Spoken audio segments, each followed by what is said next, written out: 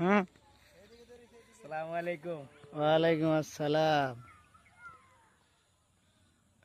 জানাল কি অবস্থা, বর্তমান, আপনারা ভালো আছেন? হ্যাঁ বর্তমানে তো অনেক মানুষ দেখা যায় সাপের কামড়ে মারা যাইতেছে, এটা কেন হচ্ছে? এটা কারণ কি? এটা আল্লাহর গজব।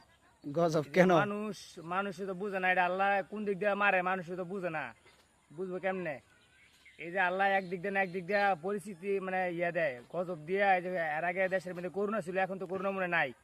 তেলের দাম বাড়ার কারণে এই হ্যাঁ, ক্ষতিটা হইতেছে। হ্যাঁ, তেলের দাম মেনের দাম সব দিক দিয়ে মনে করো হাবড়া বাইরে গেছে সিন্ডিকেটের ব্যবসা যারা করতেছে। এখন তো হারা বেশি দিন টিকতে পারবো না, আর কয়দিন আছে, আর পরে শেষ, খেলাই শেষ হইবে পুরা।